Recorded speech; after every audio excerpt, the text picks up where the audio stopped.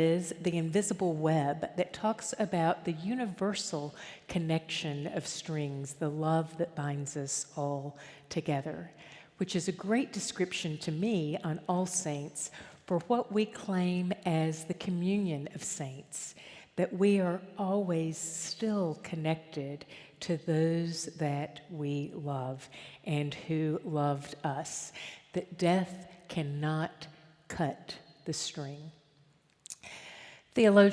Presbyterian theologian Tom Long has said that two preachers show up at every funeral, and the first is death with a capital D. And death has the same sermon every single time. Death shows up and says, "I don't care about any of you.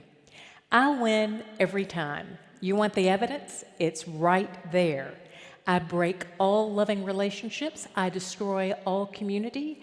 You belong to me. I win."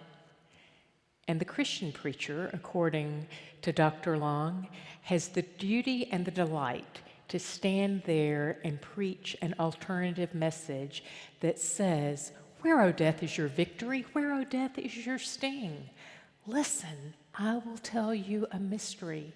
And that mystery, friends, is that death does not and never will have the last word.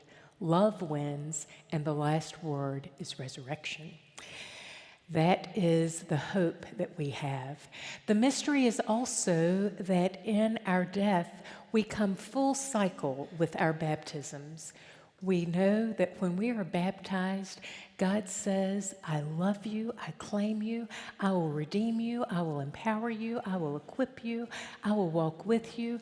There is absolutely nothing in life or in death that can separate you from the love of Jesus Christ as experienced in our baptisms. Baptism reminds us that we are part of this greater body of believers, that we are connected always to God, and we are connected to one another with these invisible strings. Our baptism reminds us that each life is a gift from God. Even if it's a difficult life, baptism assures us that there's more to life than is visible to us, that what is visible to God is richer and deeper life than we are able to see. In some instances, we may only see rough edges and the hard sides, but baptism reminds us that each of us is a child created by God in God's image, loved by God, and given gifts by God that may not be readily apparent to all of us. The early church had a much richer understanding of this cycle of baptism, death, and resurrection than we do. When you were baptized in the early church, you were washed, you were bathed, and you would put on white baptismal garments. And when you died, your body would be washed and you would be clothed in a white baptismal garment. And then your family and friends would carry you to the place where you were to be buried. There's a Syriac prayer that developed with the early church, and as the body was being carried, the prayers would be saying, "God, we're bringing your child to you. Open up the heavenly choir. We've got a new voice for you. Get ready to receive them. Don't let anything keep the door closed. We want them to be with you." They believed that it was going to happen. And then when they got to the burial place, you know what they had? They had the Lord's Supper. They all gathered and shared in the Lord's Supper, and they greeted each other with a kiss. Now, we just passed the peace and might talk about football, but they greeted each other with a holy kiss. That's only during the fall season.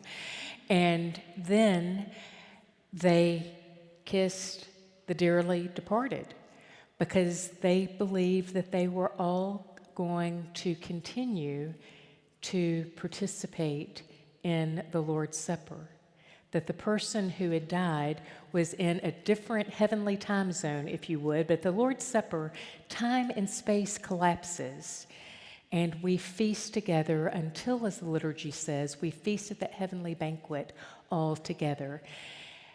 The early Christians believed this so much that you have these grave sites around churches because people wanted to be gathered there so that when God called them back to life, they could join at the table. And in some cathedrals, you'll find the priest buried under the altar because they're going to be ready to serve. What a beautiful image, and what a reminder of God's ability to knit us together and to allow us to say in the face of death, this hurts. I don't know how I'm going to live without this person. I am so grateful. But by God's grace, I trust that we will be reunited, and I trust that the love that connected us in life still connects us and will always connect us forever and ever and ever.